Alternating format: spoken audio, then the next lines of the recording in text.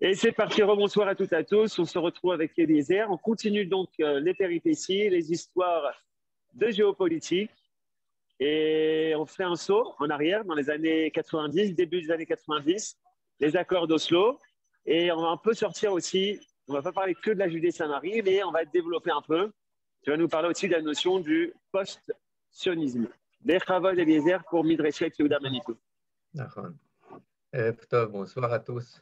Vous savez, j'ai pensé en préparant le sujet, comme c'est intéressant, tu ne sais jamais où placer véritablement la frontière entre actualité et histoire.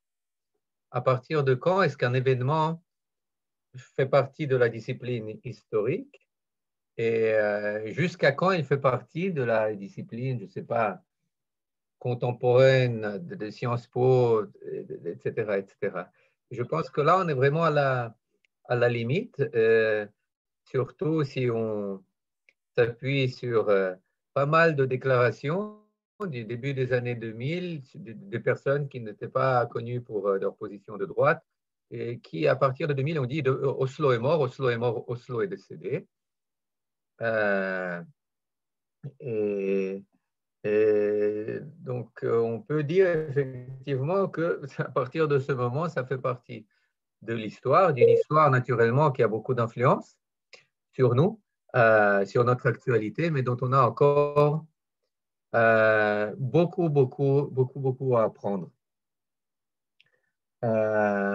Et effectivement, ça s'insère complètement dans l'histoire de la Judée-Samarie, mais une histoire qui devient, où la Judée-Samarie, c'est pas seulement qu'elle prend les devants de la scène, comme on a parlé la dernière fois, mais où elle devient véritablement le cœur du sujet du Moyen-Orient, d'Israël, où l'essentiel du débat porte sur ces terres et au travers elles, comme on va le voir, pas seulement sur les territoires géographiques, mais les territoires spirituels, les territoires identitaires de l'État juif. OK. Mais je vais commencer par une anecdote avec votre permission. C'est que le jour des élections, ou à 10 heures, à 10 heures du soir, le 23 juin 1992, où on a appris les résultats des élections et où les gens ont compris que, eh bien, la gauche, après plus de 15 ans, pas d'absence, mais elle n'a jamais exercé le pouvoir seule, c'était toujours soit la droite, soit des gouvernements d'union nationale, eh bien, la gauche est revenue au pouvoir. Tria n'a pas passé le seuil électoral. 3 mandats se sont éparpillés, se sont évaporés. Et la nuit qui a suivi le résultat des élections, eh bien, Ariel Sharon téléphone à Katzele. Katzele, Yaakov Katz, le fameux, un des piliers du mouvement de la Ityashvut, de Arutsheva à Bethel, il lui dit, écoute, immédiatement maintenant, tu appelles les gens du Rav Shach, du Rav Eliezer Shach à Bnei Brak. Pourquoi?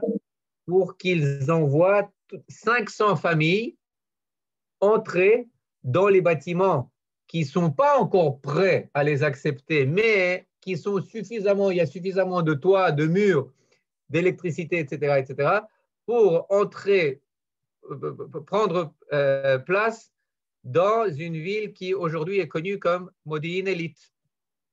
À l'époque, Kiryat Sefer, Modi'in Elite, c'est devenu aujourd'hui la plus grande ville de Judée-Samarie.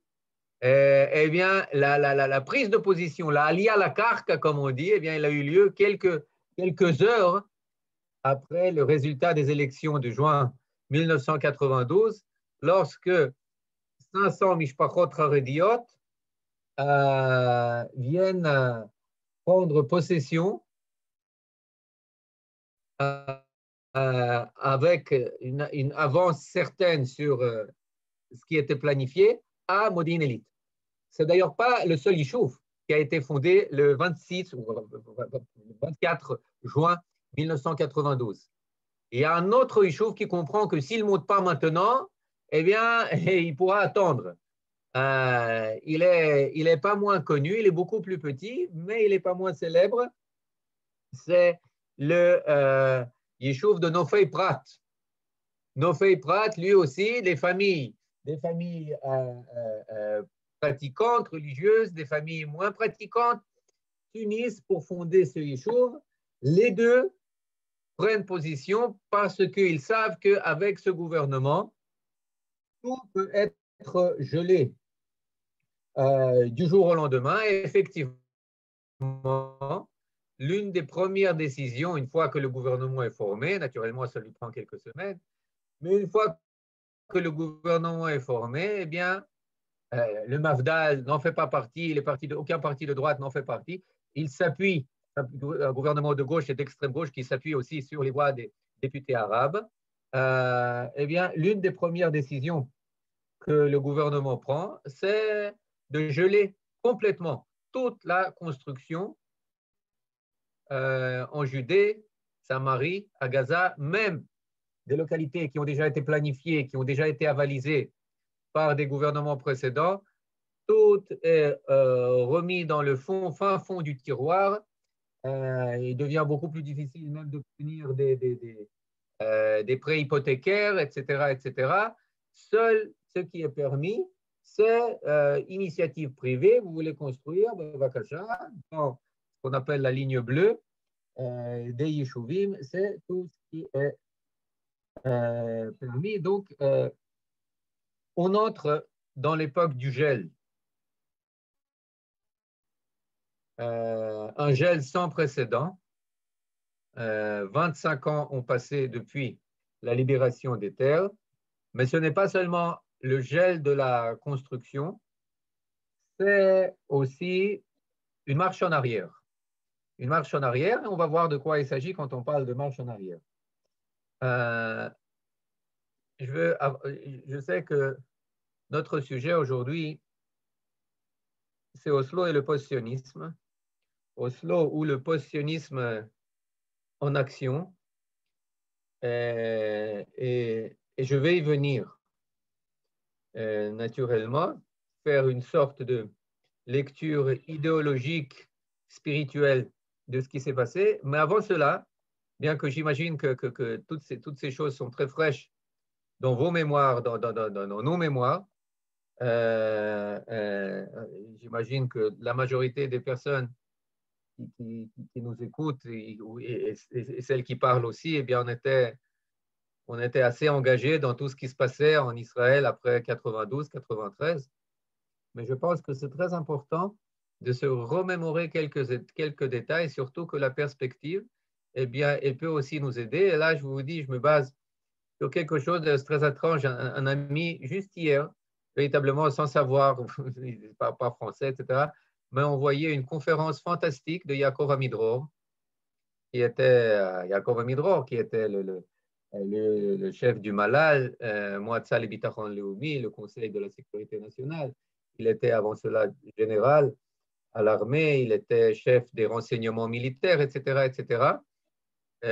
C'était l'une des rares personnes à prédire, document en main, ce qui allait advenir du processus de Oslo. Il le disait dès 93. Dès le début, il a donné une conférence il n'y a pas longtemps à l'Université de Tel Aviv où il y a pas mal de détails assez, comment dire, juteux. Une autre personne sur laquelle je me base, c'est professeur Ephraim Karsh, qui était à la tête du centre de l'Institut Begin Sadat à l'Institut Bar-Ilan, il y a quelques années, qui a fait paraître un article, quelques dizaines de pages sur le fiasco de Oslo. Il y a d'autres articles à teneur plus idéologique, mais je pense que rappeler certaines choses, c'est très important très important aussi. J'imagine que vous aurez beaucoup à rajouter. Bon, tout le monde sait que les négociations à Oslo commencent de manière clandestine, de manière qui enfreint la loi israélienne, qui interdit tout contact avec l'OLP, l'Organisation de libération de la Palestine, parce que c'est une organisation terroriste qui a infligé des morts, des victimes au peuple juif et à Israël qui se comptent par centaines à l'époque. Ces négociations sont menées même à l'insu du Premier ministre. Le Premier ministre Yitzhak Rabin est mis au courant bien des mois après qu'elles aient commencé. Shimon Peres est au courant, mais Yitzhak Rabin n'est pas au courant. Ces négociations qui sont menées sans consulter les experts militaires. Une énorme quantité de questions. Les questions les plus simples restent irrésolues, restent sans réponse, même au niveau sécuritaire. Les généraux tombent des nues quand on leur présente le plan. On ne leur a jamais posé les questions, comment tracer les frontières, comment donner un accord à l'entrée d'une véritable armée formée au terrorisme de Tunis, etc., d'autres régions. Yaakov Amidror raconte comme il a posé la question à un des architectes de ce processus, je crois que c'était Ron Pundak, qui était une des clés véritablement ouvrières à cet accord. Et il dit, mais écoutez, mais est-ce que vous vous êtes penché sur la question de la signification religieuse du point de vue des Arabes de cet accord? Est-ce que vous avez essayé de le voir dans une perspective religieuse? Il dit, non, pas du tout. Aucun rapport. Aucun rapport. Il dit, mais comment ça, aucun rapport? Vous croyez véritablement que les Arabes peuvent détacher les relations internationales, les négociations, le rapport avec Israël de sa signification musulmane? Mais vous êtes fous. Vous êtes fous. Il dit, ben non. Non, on a pris conseil auprès de personnes. On était là, habillés avec nos costards, avec nos 3 pièces, cravates, etc. Non, pas aucune question, aucun expert militaire, aucun expert, vous savez, même juridique. Même, il y avait pas, même pas, les juristes ont été mobilisés seulement plus tard pour essayer d'arranger ce que Rabin lui-même a appelé ce fromage suisse, le fromage gruyère qui avait plus de trous que de fromage, pour essayer de lui donner une forme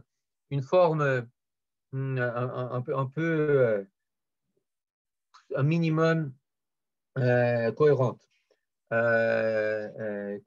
Et c'est ainsi que ont été conclus ces accords. Ils ont été signés à Washington en septembre 1993. Et le premier attentat, eh bien, il était commis déjà le 29 octobre 93. C'est-à-dire à peine quelques semaines, à peine 6 semaines après la signature des accords, un juif, Chaim Mizrahi, qui habite à Beit-El, entre, comme à son habitude et comme à l'habitude de tous les habitants presque de Judée-Samarie, entre dans un village arabe pour faire ses courses. Pour faire ses courses, il se fait enlever. Son corps est retrouvé quelque temps après. Ces assassins, qu'on croit d'abord être des gens du Hamas qui s'opposent aux accords de Oslo, eh bien, très vite, on les arrête 2 semaines après. Et il s'avère que c'est des gens du Fatah, la fraction pro-Arafat, la fraction qui doit être la plus pacifique de toutes les fractions, entre guillemets, palestiniennes. Et plus que cela, c'était des gens, deux personnes, deux terroristes, qui ont été acceptés dans le service de sécurité de Arafat. Et c'est ainsi que, déjà en 93, fin octobre, commence le terrorisme, il va se poursuivre, les noms se succèdent, les actes terroristes se succèdent, crescendo. Chose encore intéressante à voir, c'est la réaction de Yitzhak Rabin. Qu'est-ce qu'il dit en réaction à cet assassinat? Il dit que un juif a été assassiné parce qu'il est juif, mais immédiatement après, des juifs s'en sont pris à des arabes, à lapider leur voiture, je ne sais pas, à porter dommage à des maisons, parce qu'ils étaient arabes. On voit que assassinat d'un côté, et puis indignation légitime de l'autre, sont présentés comme quelque chose d'équivalent. La symétrie entre les opposants à la paix d'un côté et de l'autre, Hamas d'un côté et les Juifs de droite, les Judée-Samarie et autres, de l'autre côté, eh bien, c'est une symétrie dans le discours qui prend forme immédiatement, pratiquement après la signature des accords.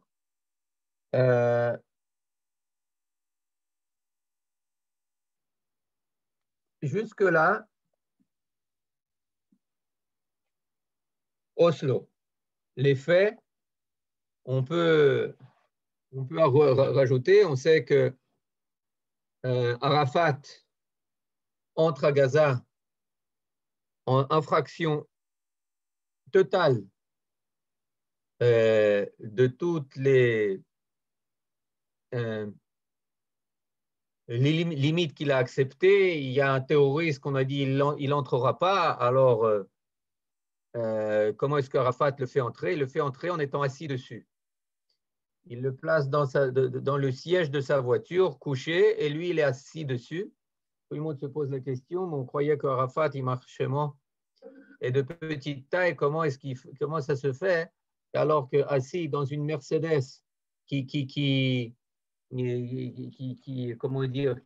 balaye tellement elle est lourde, qui balaye qui est tellement basse qu'elle balaye le terrain, comment est-ce que sa tête elle dépasse le toit de la Mercedes? Eh bien, pourquoi est-ce que la Mercedes elle est si basse? Parce qu'elle est emplie de munitions qu'on lui a interdit d'entrer. Pourquoi est-ce que lui, il est si haut? Eh bien, parce qu'il est assis sur ce terroriste qu'on lui a interdit de faire entrer. Il entre en héros à Gaza, et comme le dit Amidror, pour lui, c'était l'essentiel. Il était prêt à payer le prix fort pour entrer en Judée-Samarie, à Gaza, parce qu'il savait que du moment qu'il serait là, il serait maître de ce qui se passe. Personne ne pourra, chez les Arabes, s'opposer à lui. Et puis, quant à nous, on ne le fera pas sortir. C'est, comment dire, une entrée, un billet à voie unique. Mais quant à nous, on ne lui a pas demandé de payer le prix fort pour cette entrée. Pourquoi? Parce que véritablement, on le répète aussi à Midro, etc., qu'on n'était pas conscient à quel point arriver ici, c'était pour lui, dans la lutte qu'il menait contre Israël, un point central. D'ailleurs, la lutte, il ne la cachait jamais. Il ne la cachait jamais. La première fois, quand ça a été révélé de manière tout à fait ouverte, c'était dans son fameux discours, dans une mosquée à Johannesburg, en Afrique du Sud, le 10 mai 1994. c'est-à-dire à peine quelques mois après la signature, où il a comparé les accords d'Oslo aux accords de Hudaybiyah. De Hudaybiyah que Mohammed a conclu avec les tribus de la Mecque.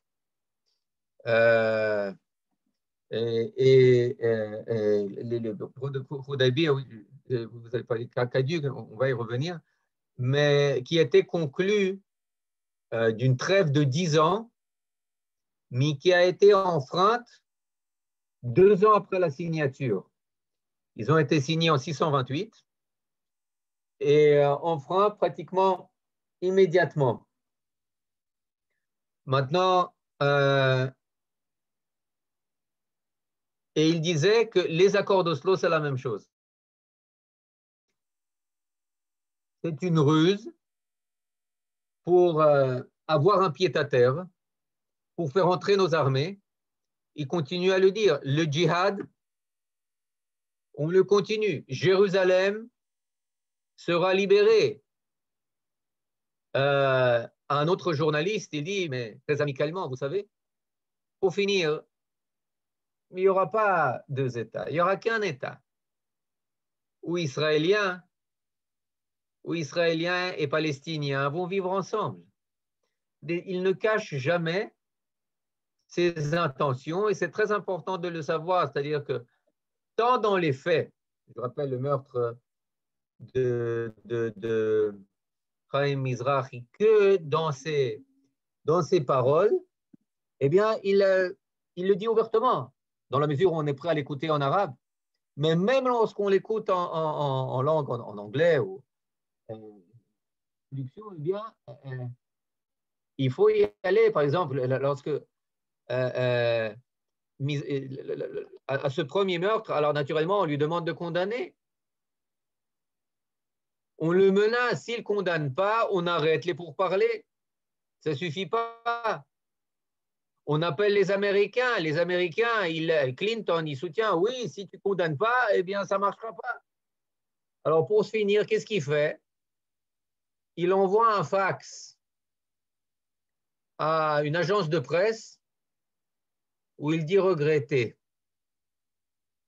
C'est la seule chose, le plus qu'il est prêt à dire et à faire après des menaces de rompre, nos menaces soutenues par les Américains, de rompre tout.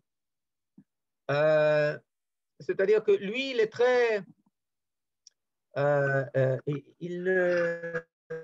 comment dire, n'abandonne aucune position. Comme le dira son conseiller et son ministre aux Affaires de Jérusalem, Faisal Husseini,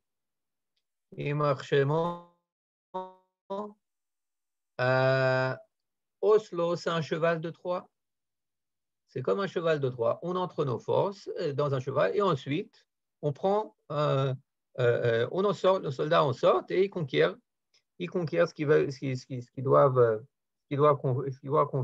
conquérir.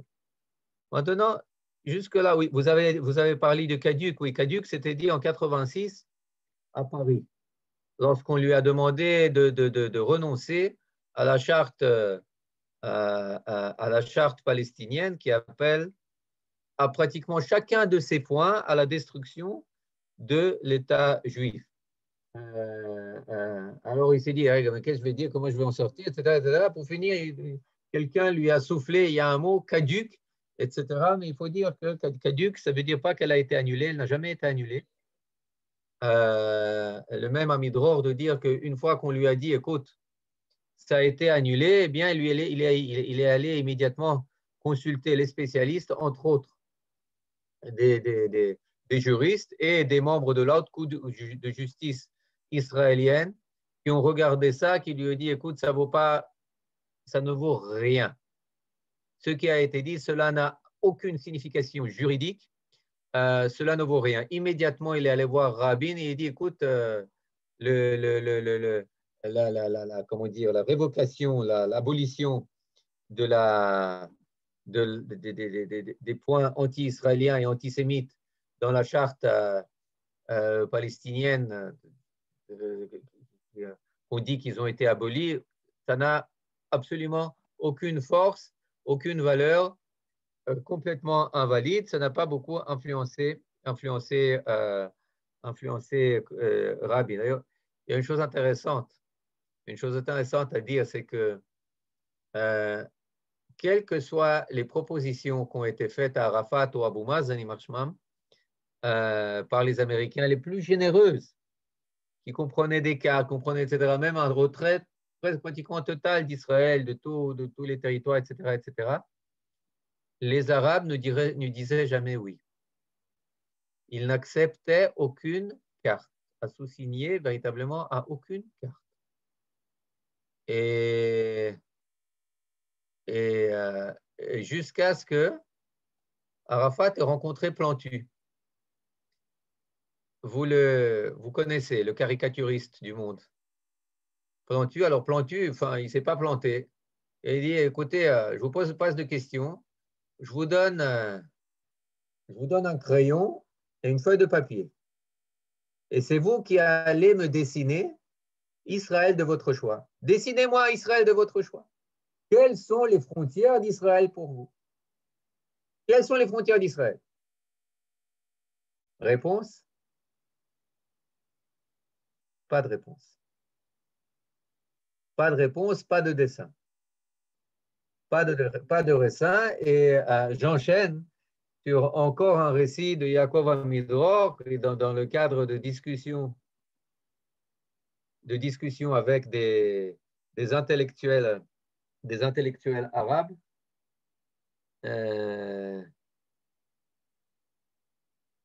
Ils lui ont dit, quelle question est-ce qu'il leur a posé? Non, ils lui ont dit en fait, mais qu'est-ce que vous faites ici? Qu'est-ce que vous faites en... Ah non. La question qu'il leur a posée, est-ce que vous ne croyez pas que le refus arabe de la votation de l'ONU le 29 novembre 1947 n'était pas une erreur quand même? Parce que depuis, vous en avez perdu des territoires. Si vous aviez accepté les territoires d'Israël de 1947, eh bien, on aurait eu mauvaise mine. Vous ne croyez pas que c'était une erreur? Et eux, ils disent non, on ne croit pas que c'est une erreur. Pourquoi? On ne pouvait pas accepter. Et on ne peut pas accepter. Alors lui, de le reformuler dans ces termes et de dire, vous voulez dire que votre problème, ce n'est pas la Naksa, mais c'est la Nakba? Naksa, c'est la défaite de 67. Nakba, c'est la défaite de 48. C'est-à-dire que vous n'êtes pas prêt à accepter un État juif dans quelque frontière que ce soit, et ils disent oui, nous ne sommes pas à accepter un État juif ici, en quelque frontière que ce soit. Maintenant, une fois qu'on a compris tout cela, et on peut y rajouter, on peut dire beaucoup de choses, eh bien, une question se pose. Pourquoi en Israël, notre gouvernement, nos professeurs, nos journalistes, nos élites intellectuelles, nos diplomates, etc., nos militaires, nos généraux n'ont rien voulu voir? Pourquoi est-ce qu'une fois que toutes les cartes étaient ouvertes et les intentions des Arabes étaient là pour toute personne qui était prête à les voir, pourquoi nous, on était encore là à nous fermer les yeux et les oreilles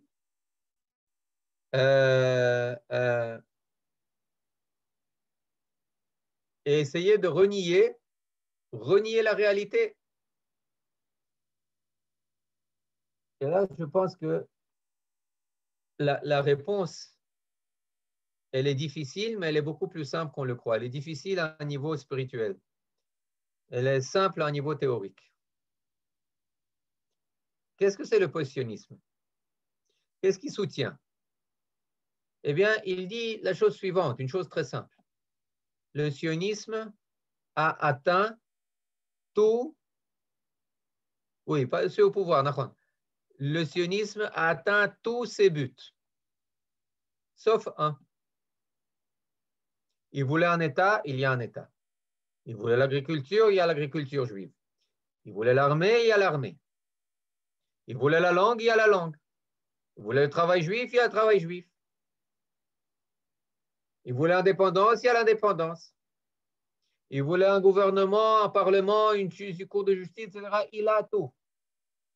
Mais il continue à dire l'essentiel, il ne l'a pas. Pourquoi? Qu'est-ce qui manque? La normalisation. Nous sommes le juif du coin. Nous sommes le juif du monde. Nous sommes le outsider, le paria. Nous continuons à être le paria. Nous ne sommes pas reconnus. On ne veut pas nous voir ici. Ils disent que c'est le but essentiel du sionisme. Je ne suis pas sûr que Herzl soit tellement d'accord avec lui. Je suis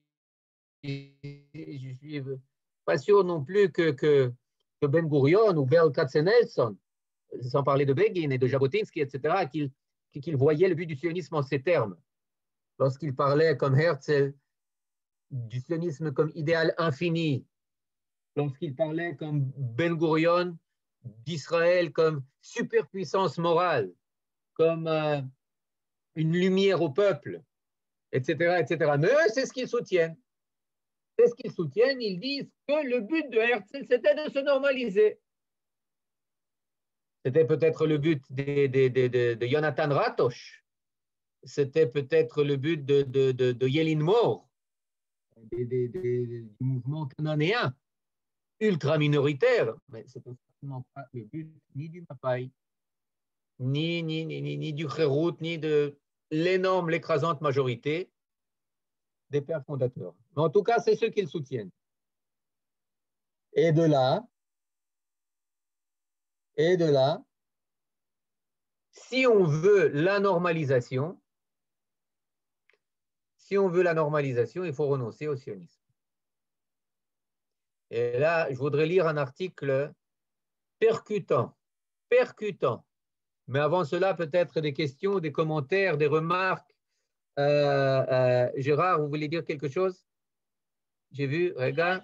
Oui, Eliezer, est-ce que ce n'était pas aussi le fait qu'on était tellement attachés à la paix, on avait peut-être tellement d'espoir, un peuple d'espoir, qu'on se fermait les yeux parce qu'on voulait tellement y croire peut-être. On voulait certainement beaucoup y croire. On est un peuple épris de paix. On était fatigué de l'état de siège depuis quand même le début du sionisme, un état assez difficile à supporter. Et puis, on venait d'atteindre un niveau de vie qui était, comment dire, c'était le début de l'épreuve de l'abondance. On était plus préoccupé déjà par le niveau de je sais pas, le nombre de comment est-ce que l'arrangement de la cuisine, etc., etc. Et effectivement, on était à cela, on avait des idéaux de Mimush Atzmi, de réalisation de soi, beaucoup plus que de réalisation de son peuple et de sa terre, effectivement. Oui. Ça, oui, mais ça ne justifie pas quand même d'épouser, comme on va le dire, des positions de nos ennemis les plus acharnés. Gérard, vous voulez dire quelque chose? Ok, maintenant, il y a une question là. Tout était euphorique, se prosterner devant l'idole de la paix. Oui, il y avait beaucoup effectivement d'euphorie. Il faut savoir que les chansons sur la paix, on a commencé à les chanter après la guerre de Kippour. C'était des chansons qui étaient une thématique qui était omnibilante, qui était totale pratiquement en Israël, etc. Mais cela, on va y venir. Effectivement, on en a parlé déjà plus d'une fois. Et là, je voudrais quand même qu'on passe à un document qui est très fort. C'est une, regarde, je crois que c'est ça. C'est une lettre, c'est pas une lettre, c'est un article publié après la signature des accords dans Yediot Achronot par David Grossman, où il écrit la chose suivante. Vous pouvez voir quand il a été publié, quelques semaines après la signature, le 29 septembre 93. Et regardez ce qu'il dit. Et ce qu'il dit, ce n'est pas seulement lui qui le dit, mais en cela, il est porte-parole de toute une couche intellectuelle très faible en nombre, mais très forte en influence. C'est un article qui a été, c'est une citation, je n'ai pas réussi à trouver l'article, mais je ne suis pas sûr qu'il soit sur Internet, mais il a été, ces extraits ont été publiés dans plusieurs endroits. Celui-là, je l'ai pris d'un journal qui était édité jusqu'à quelques années par Daphne Netanyahu, la femme de Ido Netanyahu, une personne très, très cultivée, etc., et dans un site qui s'appelait Mara. Et c'est ainsi qui est cité ici dans l'article de Yoni Levit, l'article de Grossman. Peu de temps après le début du processus d'Oslo, Grossman a déclaré que pour que le processus porte les fruits de la paix, les Israéliens doivent abandonner non seulement les territoires géographiques, mais aussi les territoires de l'âme, les territoires spirituels. Ils doivent, a précisé Grossman, se débarrasser de la croyance sur l'importance primordiale d'une armée juive, protégeant le peuple dans son pays. Ils doivent se débarrasser de la conviction que la Shoah a encore démontré l'importance de ce besoin d'avoir un État et de la conviction qu'il y a une valeur particulière dans la volonté de se battre pour la patrie et lui faire à la patrie don de soi, Messirut Nefesh. Ils doivent également renoncer à la conviction que l'établissement de l'État est le retour tant espéré des Juifs d'un long et souvent terrible exil. Des concepts tels que Am Segula devront également être abandonnés. Je vous demande à relire pour que nous comprenions. Pour que nous comprenions qu'est-ce que cela veut dire. C'est-à-dire qu'on en a parlé la dernière fois, l'avant-dernière fois, etc. Les terres, ce ne sont pas seulement des terres. Il y a, comme le disait Ussishkin, on a autant de cieux au-dessus de nos têtes que de terre au-dessous de nos pieds. Et ce départ, véritablement, il ne fait que amorcer un processus de normalisation qui soit complété par la désionisation. Imaginez, on ne peut même plus s'appuyer sur la Shoah, même plus parler de Shoah. Et à plus forte raison de déjudaïsation de toute identité israélienne. C'est le prix de la normalité. On doit devenir des êtres humains sans aucune neutre, complètement neutre. Je sais que quelqu'un a écrit ou a demandé de commenter. Peut-être qu'on était marqué par 2000 ans de l'exil, les mentalités sont longues à évoluer. C'est une chose de rêver idéalement, c'est une autre maturité de passer à rendre concret. On crée cette espérance, oui. Mais c'est de là, effectivement, Joël, c'est de cela qu'il s'agissait. C'est absolument de cela qu'il s'agissait. Ce qui est encore plus intéressant, c'est quand on disait à Grossman, ou à Yossi Sarid, ou à d'autres personnes, moi, etc., mais auxquelles on connu à l'époque mais écoutez, mais regardez, mais ça pète de partout, ça explose. Réponse, je sais que c'est le prix. J'espérais pas au calme. Je préfère être victime qu'occupant. Je préfère souffrir que, exercer le pouvoir sur un autre peuple. Et lorsque vous leur posiez la question, donc vous voulez la galoute? Ils disaient, oui, on veut la galoute. Ils le disaient honnêtement, on veut la galoute. Ce qu'on a vu ici, c'est pire que la galoute. Dans la galoute, on n'avait pas le terre, on avait l'identité. Ici, c'est une volonté de renoncer tant à la terre qu'à l'identité et la capacité d'autodéfense, armée, etc., etc., etc. Imaginez, la paix, c'est se désincarner, désioniser, déjudéiser, c'est une désidentification forcée à tous les niveaux.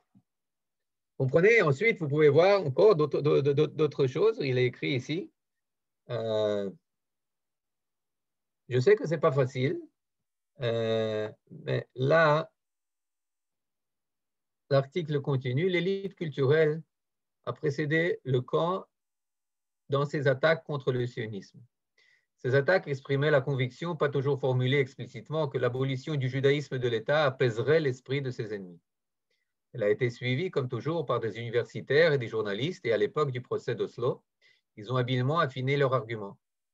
Le phénomène est si courant dans l'élite israélienne que l'auteur Aaron Meget, Zichrono Livracha, a écrit à ce sujet en 1994. Nous assistons à un phénomène probablement sans précédent dans toute l'histoire. L'identification émotionnelle et morale par la plupart de l'intelligentsia d'Israël et la plupart de ces médias avec des personnes engagées à nous détruire.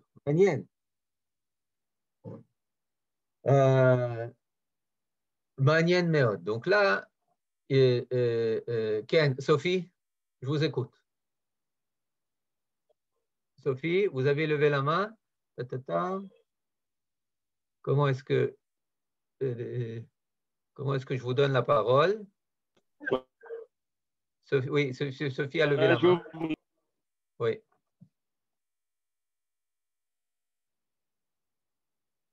Sophie, Ken. Non? Ça va, vous pouvez parler. On va voir en attendant ce qui a été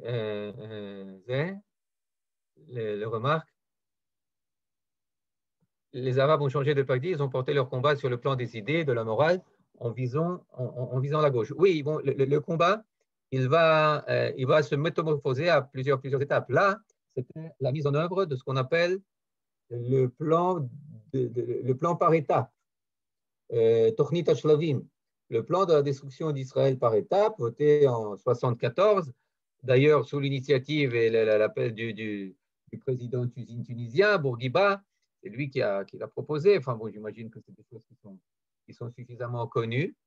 Mais c'était, comment dire, une ruse pour entrer de plein pied dans le cœur d'Israël, en Judée, Samarie. Bon, d'abord c'est Jéricho, ensuite c'est Jéricho et Gaza, ensuite avec Oslo Bet en 95, c'est déjà toutes les localités, grandes villes arabes, à l'exception de Hébron, etc., etc. On commence à parler de la terre en termes inhabituels, territoire Aleph, B, A, B, C, pardon. On commence à tout reformuler. Il y a un langage véritablement de Oslo qui s'impose. Au lieu de la ligne verte, on commence à parler de la ligne de couture, on parle plus d'Arabes, on parle uniquement de Palestiniens. On parle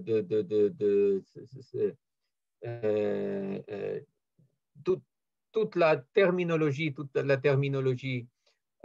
change. On parle plus de Kochoteinu, mais de nos forces, mais on parle de Kochot Tzahal, c'est-à-dire il y a une perspective, comment dire, qui est prise comme une désolidarisation à l'onusienne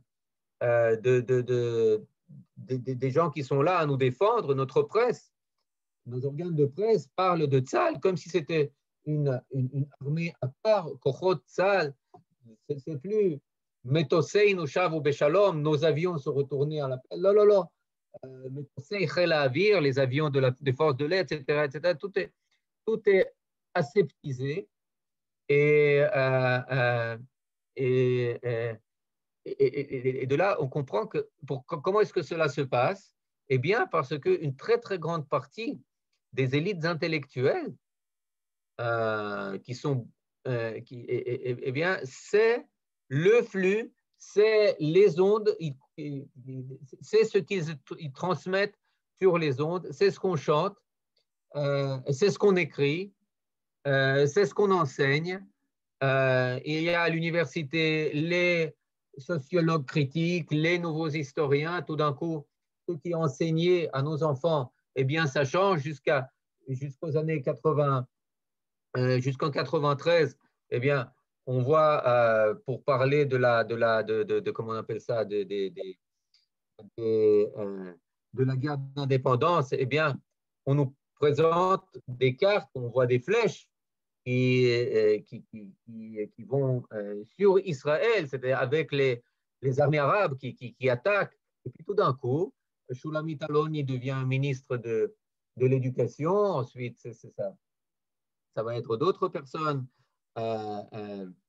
Mais tout, Sarid et professeur, j'ai oublié son nom, qui est aussi du parti Chinouille, qui vont être ministres de l'éducation. Et tout d'un coup, on voit, quand on parle de la même guerre d'indépendance, eh bien, on voit des flèches qui partent d'Eretz Israël et de l'État d'Israël ailleurs. Tout d'un coup, et de quoi il s'agit? De qui il s'agit? Des réfugiés arabes qui quittent, qui fuient Eretz Israël. Tout d'un coup, toute la perspective est inversée. On nous enseigne, c'est pas que la paix, pourquoi est-ce qu'elle a tardé? C'est pas parce que les Arabes ne la voulaient pas, mais c'est parce que nous avions une perception des Arabes en tant qu'ennemis, une perception hostile. On était véritablement otage de notre perception des Arabes, et c'est pour ça que Golda Meir, déjà en 73, a raté la chance, en 72, a raté la première chance, on va dire pas la première, parce que lorsqu'on regarde les nouveaux historiens, les chances, d'après eux, ils étaient là déjà depuis 48. Mais en 72, elle a refusé de céder à Sadat, ce qui nous a coûté une guerre atroce, la guerre de Kippour, etc., etc. C'est-à-dire que tout est reformulé, représenté, c'est nous sommes présentés en tant qu'agresseurs et pas les Arabes. Tout d'un coup, on voit qu'on nous présente, ben regardez, même pendant la guerre d'indépendance, nous étions plus nombreux. Très vite. La Haganah est passée de 40 à 60 à 80 000 soldats. On était plus nombreux que les Arabes, etc., etc. Toute une perception change. Et puis, ce qui convainc une bonne partie du peuple, et surtout si on ajoute à cela l'euphorie, la paix, peut-être que finalement, ce sera la normalisation, ce sera la bonne vie, on n'aura plus besoin de servir, d'alarmer, etc., etc. Oui. Maintenant, c'est une chose de rêver. Oui. Donc, le rêve, vous savez, les Juifs, plus que tous les autres, prennent leur rêve très au sérieux. Yosef prend ses rêves au sérieux, Yaakov prend ses rêves au sérieux. Nos rêves nous dirigent. C'est pour ça qu'on doit faire très, très grande attention à ce qu'on rêve.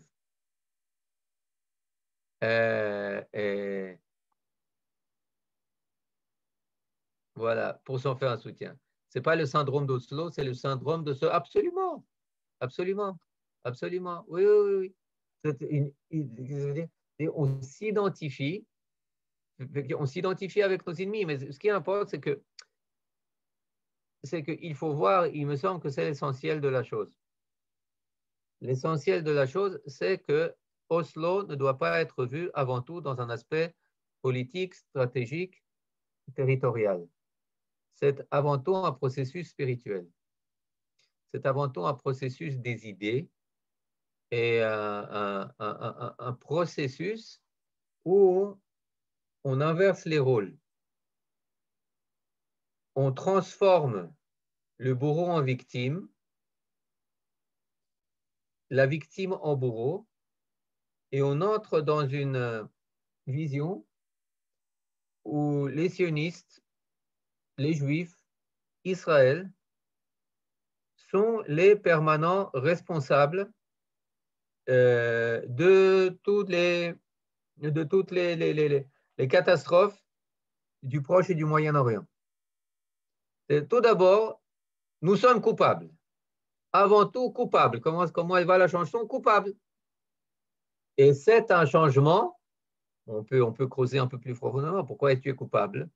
Parce que tu as des doutes. Tu as des doutes quant à ton bien fondé. Pourquoi est-ce que tu as des doutes quant à ton bien fondé? Eh bien, peut-être parce que tu ne sais pas plus très bien qu'est-ce que tu fais ici. Tu penses avoir atteindre les buts, tu n'as plus d'autres visions qui te guident, alors tu dis, bon, si j'ai rien, alors pour autant vivre la normale. Et cela a des prix. Rubinstein, Rubinstein, effectivement, Rubinstein, oui, oui, a voulu annuler les voyages en Pologne. Oui, oui. Donc, ça fait partie de la même thématique.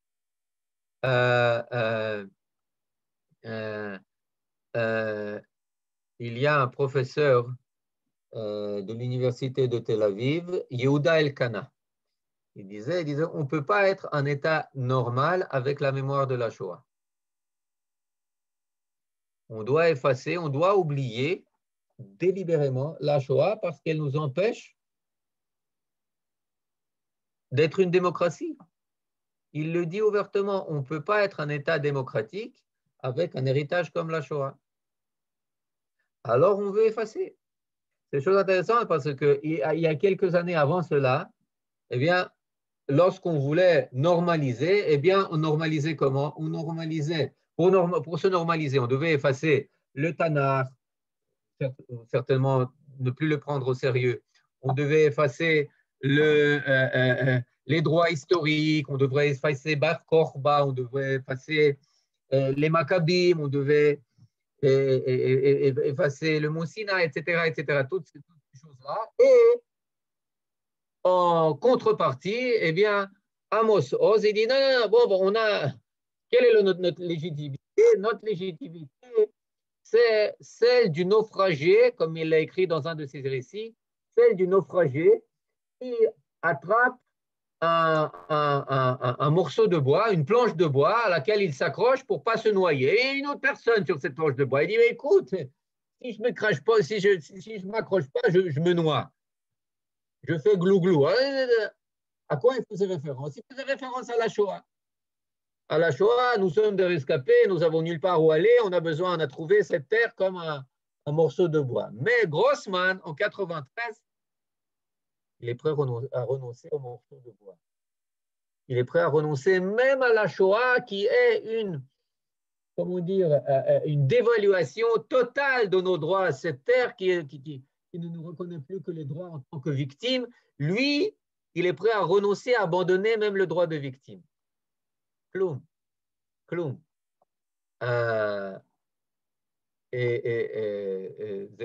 2000 ans d'exil, c'est massif. On était chez les autres et on se croyait chez nous. Maintenant que nous sommes chez nous, on se croit chez les autres. Voilà, vous m'avez pris, c'est Manitou. Absolument. Absolument. Oui, c'est ça. C'est ça. C'est ça. Maintenant, pourquoi est-ce que c'est si important à comprendre? Vous savez, c'est la preuve par l'absurde. C'est la preuve par l'absurde. Jusque-là, ils disaient non. Quel rapport entre Judée, Samarie et Israël en tant qu'État juif? faire le décompte des logements qui ont été construits, c'est pas encore, c'est pas ce qui garantit l'État juif. Oui. Etc. Mais là, on voit, et c'est nos rivaux idéologiques qui le disent, non, non, non, Khaverim, c'est toute une, comment dire, un package deal, une iskat Havila. Le Shem HaMisrak, l'objectif essentiel, c'est la normalisation. Et la normalisation, elle a un prix territorial et un prix spirituel. Il faut dire merci comment il s'appelle, à David Grossman pour savoir le formuler de manière aussi limpide, véritablement aussi limpide. Maintenant, il faut savoir que ce combat, il continue. Il continue. Il continue moins sur le domaine comment dire, géographique, Judée-Samarie. Parce que là, il faut savoir qu'en 92, on avait en Judée-Samarie 140 Yishuvim et 96 000 habitants juifs. Judée-Samarie à Gaza, c'est le nombre du Lamas, de la Lishka Merkazit les Statistika. C'est ce qui est dit dans ce livre, Keneged Kol HaSikuim, de Huberman. Il dit en 92, on était 96 640 personnes à vivre en Judée, Samarie et Gaza dans 140 localités. C'était un sacré poids parce qu'il voulait mettre certains d'entre nous à la porte, à commencer par les Juifs de Hebron.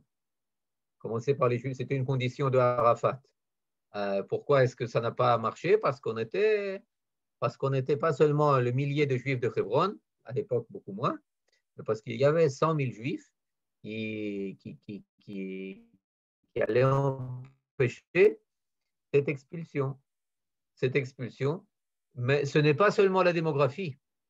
La présence, la présence des Juifs en Judée et Samarie, c'est la garantie de notre anormalité, la garantie de l'assomption de notre identité à part, Am Levadad Yishkon, c'est-à-dire de notre vocation, normalité véritable à la juive. Et ça va de pair absolument avec l'identité, notre identité spirituelle, notre identité morale, notre vocation à tous ces niveaux. Le processus d'Oslo, expression ultime de la course à la normalisation du post-sionisme, on est la preuve. Je voudrais peut-être encore raconter Yaakov Amidror, il dit, il y avait une conférence à Amman où devaient participer tous les ministres des Finances, une conférence économique du Moyen-Orient, et Shimon Peres y allait. Alors, devait y aller. Alors, Yaakov Amidror, il l'appelle et lui dit, écoute, Shimon, ça ne va pas marcher. Comment tu sais que ça ne va pas marcher? Qu'est-ce qui ne va pas marcher? Non, je vais lui proposer toutes ces choses. Qu'est-ce que tu vas lui proposer? Je sais comment tu vas leur parler. Tu vas leur dire que le train du Moyen-Orient, c'est un train qui prend du retard, qui déraille, qui ne marche pas. Maintenant, je vais vous dire, on va y attacher une locomotive israélienne. On va prendre une vitesse fulgurante. On va dépasser tout le monde en technologie, en sciences, en académie, en économie, en tout ce que vous voulez. Pam, ça va péter les plombs. Hein. Mais Shimon, tu ne comprends pas qu'aucun Arabe n'est prêt à prendre un train dont la locomotive est aux mains des Juifs et des Israéliens. Odlo evante te donner le premier rôle, mais je m'excuse, tu es con. Et donc là, ça fait partie de ce que vous avez mentionné plus tôt, c'est-à-dire vous comprenez? C'était en apparence, Oslo, c'était un processus pour intégrer le Moyen-Orient à part entière, faire partie de la Ligue arabe, se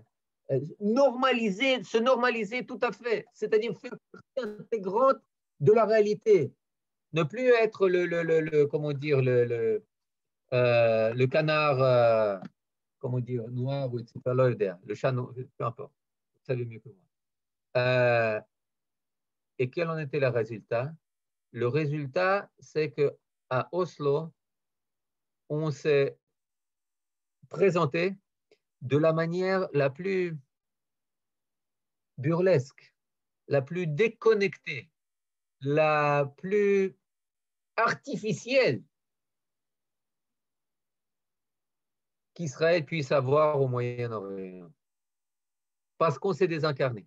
On ne voulait entendre personne, on ne voulait comprendre personne, on était emplis de nous-mêmes, de notre perception à l'occidental, reniant complètement toute la réalité jusqu'à ce qu'elle nous explose complètement au faciès, avec plus de 1280 tués pendant la guerre d'Oslo, qui s'est déclenchée à Rosh Hashanah 2000. Et voilà, canard boiteux. Mais ce qu'il faut savoir, avant de passer aux questions et aux commentaires encore, c'est que à d'autres niveaux, mais le combat continue, et c'est un combat identitaire entre ceux qui sont pour la normalité, même au prix d'un suicide.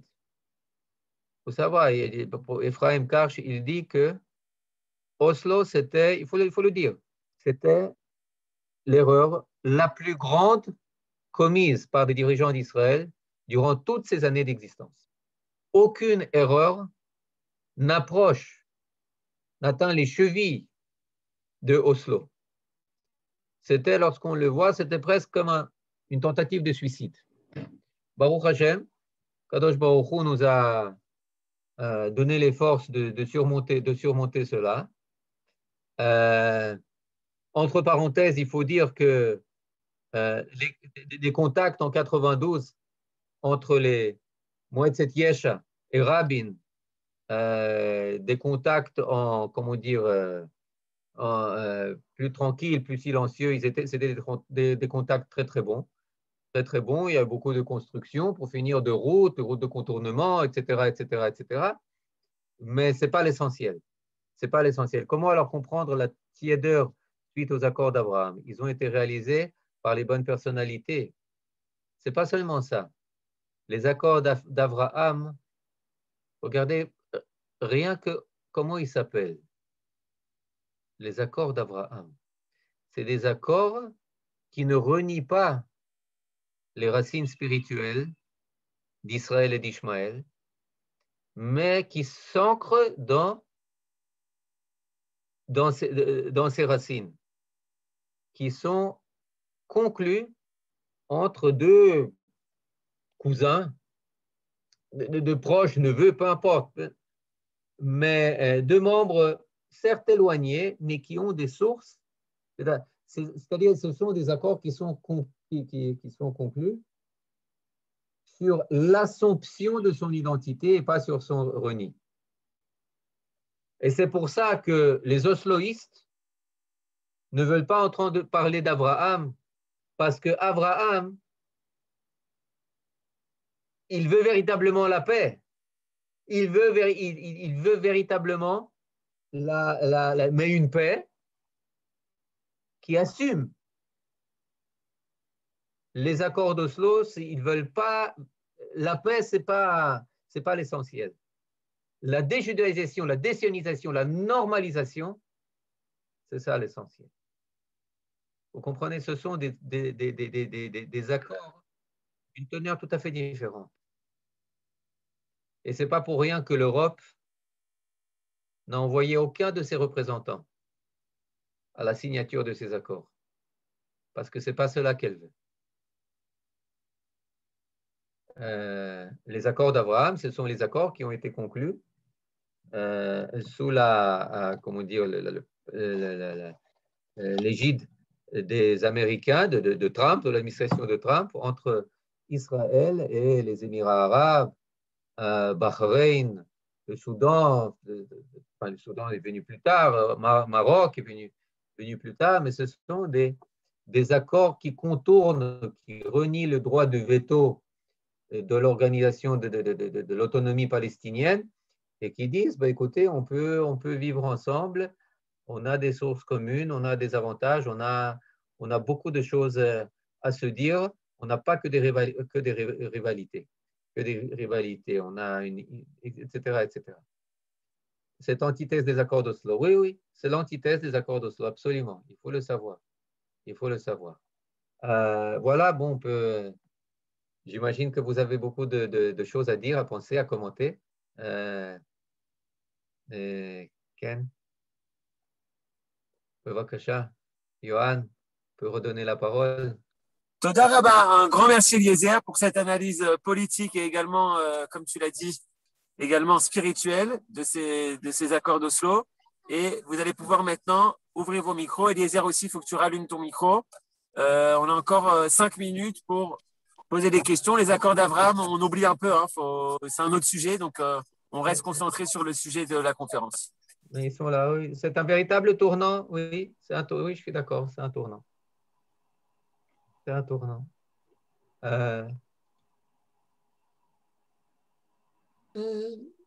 Toda Rabba Kodem Kol, c'était très intéressant. Je voulais simplement dire que dans ces accords d'Oslo, il y avait quand même une grande partie, c'est une grande partie du peuple juif, peut-être même la majorité du peuple juif qui était contre. Et en fait, si on ne s'était pas éparpillé dans les élections avec plein de partis qui avaient plus ou moins la même idéologie. Je me rappelle très bien, on ne savait pas quoi voter. Finalement, moi, j'ai voté Moledet, mon mari a voté Tria et ma mère Mafdal. On ne savait pas quoi voter. Et c'est en fait ça qui a amené la dislocation. Enfin, je veux dire, on aurait pu éviter Oslo si on avait été unis. Voilà. Absolument, absolument, c'est avant tout, absolument. Le résultat de la désunion, et puis bon, on se repose sur des lauriers, on pense que le pouvoir de la droite, eh bien, il est à éternité. Non, mamash, non, mamash, non, absolument. Et effectivement, Oslo est passé avec l'appui des partis arabes, Oslo 1, Oslo 2, oui. Oui, est-ce que nous sommes de corrigibles idéalistes? Oui, mais il faut faire attention à choisir ses idéaux. Parce qu'on y croit. Et là, oui, effectivement, là encore, qu'est-ce que... Oui. Voilà, zéro, Bezrat Hashem. Mais cela dit, il faut prendre la réalité, elle est là. Et c'est une réalité qui n'est pas seulement que nous qui devons nous convaincre, mais tout simplement voir la réalité. Elle nous dit les choses. Les Arabes qui essaient de lyncher des Juifs maintenant à Jérusalem, etc. Je pense qu'il faut voir le côté positif. Le côté positif, c'est quand ils disent ouvertement aux journalistes retournez chez vous, et que retourner chez vous, ça veut dire retourner en Pologne, en Allemagne, etc. Eh bien, il faut savoir que l'identité, c'est encore une denrée très, très importante pour vivre ici. Pour vivre ici, on ne peut jamais aller avec le courant pour rester, pour demeuner, pour progresser, pour prospérer. Eh bien, on doit faire chaque fois, toujours maintenir l'effort spirituel, l'effort de l'idéal. Israël est une aventure à contre-courant.